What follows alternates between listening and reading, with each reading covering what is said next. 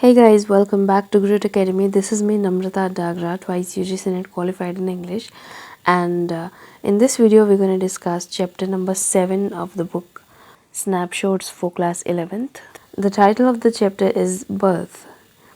Birth मतलब जन्म जब होता है किसी का, उसी पर बेस्ड ये चैप्टर है and it's written by A.J. Cronin. A.J. Cronin ने इसको लिखा है. एक्चुअली ये जो चैप्टर है ये A.J. Cronin की एक बुक है द सिटाडेल, उसमें से लिया हुआ एक इंसिडेंट है.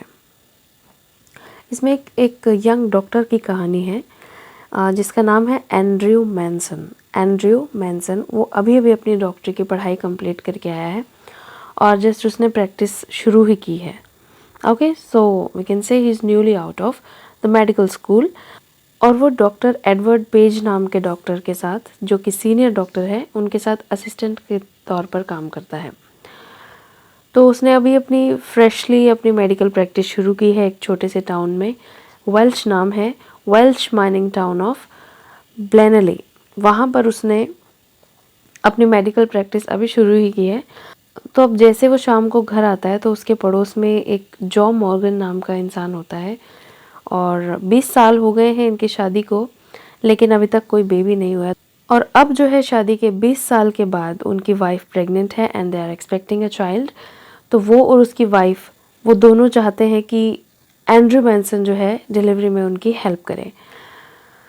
और जॉ मॉर्गन की माँ भी वहाँ पर होती है, तो वो भी यही चाहती है कि बच्चे की डिलीवरी के टाइम एंड्रयू मैनसन जो है वो उनकी हेल्प करे. एंड्रयू मैनसन जो है अभी अभी घर लौट के आया है. वो अपनी गर्लफ्रेंड क्रिस्टीन से मिल के आया है, जो कि जो मुलाकात थी उसकी बहुत ही डिसअपॉइंटिंग थी, बहुत ही बुरी थी. और अब जो है आधी रात हो चुकी है और आधी रात में जो है एंड्रयू मैनसन ब्रायन गावर पहुंचता है. जॉ मॉर्गन उसका बहुत ही बेसब्री से इंतज़ार कर रहा होता है कि कब मैनसन आएगा और कब देखेगा अब मेरी वाइफ को. तो मैनसन जो है वो फटाफट आ कर के अपना बैग रखता है और जाता है मॉर्गन के घर. और जब वो देखता है वहाँ पर एक मिडवाइफ होती है, मिडवाइफ कहते हैं दाई को, एक दाई उसको अटेंड कर रही होती है, नर्स भी हम कह सकते हैं. और जो मॉर्गन है वो बहुत ज़्यादा टेंशन में होता है क्योंकि 20 साल के बाद उनको पहला बेबी होने वाला है और बहुत टेंशन में है वो कि सब कुछ ठीक हो जाएगा कि नहीं हो जाएगा. उस चीज़ की उसको बड़ी टेंशन हो रही है. और इतने में जब वो एंड्रयू मैनसन को देखता है तो थोड़ा सा रिलैक्स फील करता है कि हाँ अब डॉक्टर आ गए हैं, अब ठीक हो जाएगा सब कुछ. डॉक्टर अंदर जाता है मैनसन और देखता है मॉर्गन की वाइफ को. तो मॉर्गन की माँ भी वहाँ पर ही होती है, जो कि 70 ईयर्स की ओल्ड वूमन है. 70 साल की वो बुज़ुर्ग महिला वहाँ पर मौजूद होती है. मैनसन फिर मॉर्गन की वाइफ को चेक करता है और देखता है कि डिलीवरी में तो अभी टाइम है. तो वो बता देता है मॉर्गन की मदर को कि अभी डिलीवरी में टाइम है. तो मिसेस मॉर्गन जो कि 70 ईयर्स की ओल्ड लेडी है, वो बोलती है कि ठीक है कोई बात नहीं, इसमें तो टाइम है अभी, लेकिन आप एक कप चाय पी लीजिए, तब तक फ्रेश फील करेंगे. तो वो किचन में बैठ के वो चाय भी पी लेता है. 1 घंटे के बाद वो फिर से ऊपर जाता है और देखता है कि क्या प्रोग्रेस है, और फिर से वो नीचे आ जाता है क्योंकि प्रोग्रेस अभी कुछ नहीं होती है. अभी पेन हो रहा होता है लेकिन अभी चाइल्ड बर्थ का टाइम नहीं हुआ होता. तो मैनसन जो है फिर इतनी देर नीचे आके बैठ जाता है और अपनी गर्लफ्रेंड क्रिस्टीन के साथ बिताई हुई शाम के बारे में सोचने लग जाता है.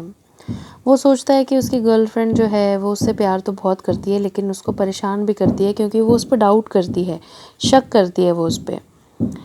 और जैसा कि हम सभी जानते हैं कि दिल और दिमाग एक साथ कभी भी अग्री नहीं करते हैं. तो वो उसका दिल तो अग्री करता है क्रिस्टीन का, लेकिन दिमाग से वो ज़्यादा सोचती है, शक करती है और डाउट करती है उस पर, इसलिए वो परेशान करती है उसको.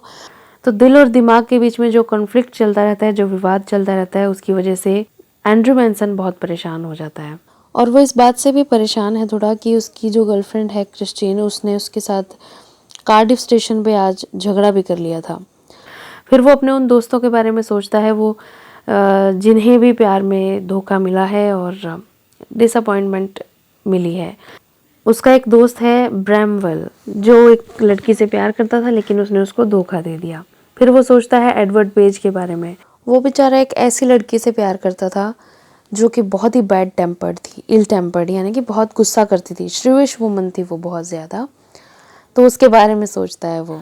फिर वो डैनी के बारे में सोचता है, उसका एक और दोस्त जो कि शादी के बाद भी अपनी वाइफ से खुश नहीं था, इसलिए वो दोनों अलग हो गए हैं और अब वो दोनों अलग अलग ही रहते हैं। तो इस तरीके से वो अपनी थॉट्स के अंदर बहुत ज़्यादा गुमसुम सा बैठा होता है, सोच रहा होता है। तभी वो बूढ़ी औरत आती है और बोलती है कि अब डिलीवरी का टाइम आ गया है, तो आप जल्दी चलिए। वो जाता है और इतने में वो बूढ़ी महिला कहती है कि तुम जब एनेस्थीसिया दो, या क्लोरोफॉर्म भी कहते हैं, क्लोरोफॉर्म होता है बेहोशी की दवाई, बेहोश करने के लिए जो दी जाती है। तो कहते क्लोरोफॉर्म दो तो तुम थोड़ा ध्यान से देना ताकि बच्चे को नुकसान ना पहुँचे। और इस तरीके से वो उसको ऐसा कह के ऊपर भेज देती है। और अभी 3:30 बज चुके हैं सुबह के। ऊपर जाता है वो, 1 घंटे की जद्दोजहद के बाद बच्चा जो है वो पैदा हो जाता है। लेकिन मैनसन ये देख के बहुत ही ज़्यादा डर जाता है और बहुत शॉक्ड होता है वो कि वो बच्चा जो है वो स्टिल बोर्न है। स्टिल बोर्न होता है लाइफलेस, जिसमें जान ना हो, मरा हुआ। He doesn't know whether to attend the mother first or the baby। अब उसको समझ नहीं आ रहा कि वो माँ को अटेंड करे जो कि इतनी वीक हो गई है, या फिर बच्चे को अटेंड करे जिसमें लाइफ ही नहीं है, जो सांस ही नहीं ले रहा है, धड़कन भी नहीं चल रही है उस बच्चे की। तो पहले वो फिर माँ को ही अटेंड करता है, बच्चे को दे देता है नर्स के हाथ में। और नर्स क्या करती है, एक भीगे हुए न्यूज़पेपर का बेड बना के और उसके अंदर बच्चे को रख के और बेड के नीचे खिसका देती है, क्योंकि उसको लगता है बच्चा मर गया है। तो इतने में वो डॉक्टर एंड्रू मैनसन जो है वो मॉर्गन की वाइफ को इंजेक्शन देता है, जिससे वो बेटर फील करती है, उसकी हालत थोड़ी इम्प्रूव होने लग जाती है। और फिर वो बच्चा देखता है तो वो कहता है कि इसको बाहर निकालो वापस, और वो ट्राई करता है ताकि वो बच्चा जी जाए। तो वो नर्स बच्चे को बेड के नीचे से बाहर निकालती है और डॉक्टर के हाथ में दे देती है। और वो चिल्लाता है नर्स के ऊपर और कहता है कि जल्दी से तुम एक साइड में गर्म पानी और एक साइड में ठंडा पानी जो है वो जल्दी से लेके आओ। तो वो फटाफट जाती है और पानी लेके आती है, एक तरफ गर्म पानी और एक तरफ ठंडा पानी। तो वो डॉक्टर क्या करता है, बच्चे को एक ब्लैंकेट के ऊपर लेटा देता है और फिर जो है वो अपना रेस्पिरेशन का जो स्पेशल मेथड है वो शुरू करता है, क्योंकि उसको लगता है कि दम घुटने की वजह से बच्चा जो है उसकी तबीयत ख़राब हो गई है। और इसको बोलते हैं एस्फिक्सिया। एस्फिक्सिया एक ऐसी कंडीशन होती है जिसके अंदर ब्रीदिंग में बहुत ज़्यादा प्रॉब्लम होती है, सांस नहीं ले पाते हैं, और ब्लड के अंदर कार्बन डाइऑक्साइड बहुत ज़्यादा हो जाती है और ऑक्सीजन की मात्रा बहुत ही कम रह जाती है। उसी की वजह से सफोकेशन होती है और दम घुटने की नौबत आ जाती है। ओके, तो बच्चे के साथ भी कुछ ऐसा ही हुआ होता है और ऐसा सिमिलर केस उसने अपने मेडिकल स्कूल में भी देखा होता है, इसलिए उसको थोड़ा सा अंदाज़ा होता है कि शायद इस रेस्पिरेशन मेथड को अपनाने से इस बच्चे की जान बच जाए। तो फिर जैसे ही वो नर्स ठंडा और गर्म पानी लेके आती है तो पहले वो बच्चे को ठंडे पानी में डालता है, फिर वो उसको एक बार गर्म पानी में डालता है कि शायद इसी वजह से वो उठ जाए, उसको कुछ फील हो तो। और यही सब करते हुए उसको इस बच्चे की फैमिली के बारे में भी थोड़ा सा ध्यान में आता है कि ये जो पेरेंट्स हैं इसके, वो 20 सालों से इस बच्चे की चाहत में जो है तड़प रहे हैं। और इसकी जो ग्रैंड मदर है, दादी माँ है इसकी, जो 70 साल की जो महिला है बूढ़ी, वो भी कितना ज़्यादा यर्न कर रही है इस बच्चे के लिए, कितनी इच्छा है उनकी इस बच्चे को खिलाने की। फिर वो और भी ज़्यादा पागलों की तरह ट्राई करता है, और भी ज़्यादा एफर्ट्स करता है वो उस बच्चे को बचाने की। लेकिन वो जो नर्स वहाँ पे खड़ी होती है वो कहती है कि डॉक्टर प्लीज़ आप इस पर ट्राई मत कीजिए, ये बच्चा मरा हुआ है, इसका कुछ नहीं हो सकता, अब जो डेस्टिनी है वो तो है ही। तो डॉक्टर जो है उसकी बात बिल्कुल नहीं सुनता है मैनसन, और भी ज़्यादा वो ट्राई करता रहता है, आधे घंटे तक वो ट्राई करता रहता है। लेकिन फिर वो एक लास्ट एफर्ट करता है, लास्ट कोशिश करता है। वो क्या करता है, एक खुरदरा सा टावल होता है, ऐसा टावल जो रफ सा टावल होता है, वैसे तो बच्चों को मुलायम चीज़ों में रखते हैं ना, लेकिन वो उस बच्चे को ज़िंदा करने के लिए एक रफ टावल से उसको पोंछता है, खुरदरे से टावल से उसको पोंछता है। और उसको बहुत, उसकी चेस्ट होती है ना छोटी सी, जो उस बच्चे की छोटी सी चेस्ट को अपने दोनों हाथों से वो ज़ोर से दबाता है ताकि उससे उसकी जान बच जाए। तो ऐसा करने से वो बच्चा जो है एक चमत्कार हो जाता है, और वो बच्चा जो है एक बहुत ही लंबी सी सांस लेता है। एकदम से उसकी सांस आती है बाहर और फिर वो और भी ज़्यादा एफर्ट करने लगता है। फिर वो जो एम मैनसन है उसमें थोड़ा कॉन्फिडेंस आता है और वो और दुगनी कोशिश करने लगता है।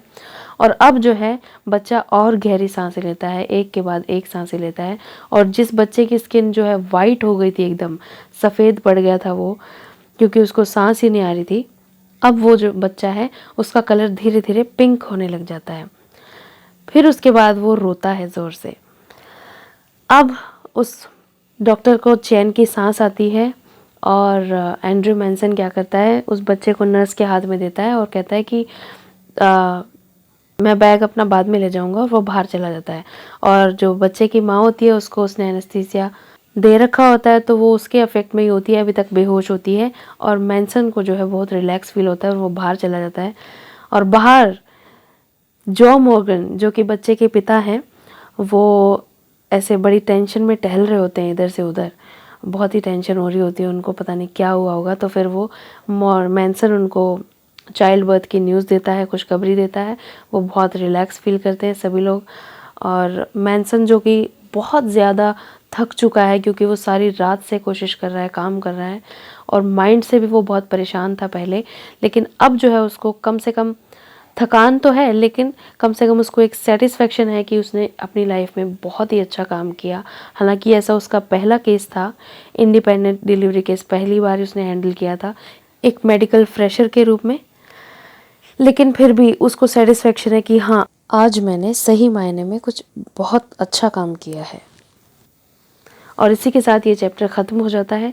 तो गाइज़, इससे हमें एक सीखने को मिलती है, एक बात सीखने को मिलती है कि हमें किसी भी हालत में, चाहे सिचुएशन कितनी भी ख़राब क्यों ना हो, हमें गिव अप नहीं करना चाहिए। हमेशा हमें एफ़र्ट्स करते रहना चाहिए, चाहे सिचुएशन हमारे बिल्कुल भी हक में ना हो, तब भी हमें कोशिश करते रहना चाहिए। तभी हमें अपने एफ़र्ट्स के अंदर जो है वो सक्सेस मिलती है। So thank you so much guys for watching. See you guys very soon in my next video. Till then, take care. Bye bye.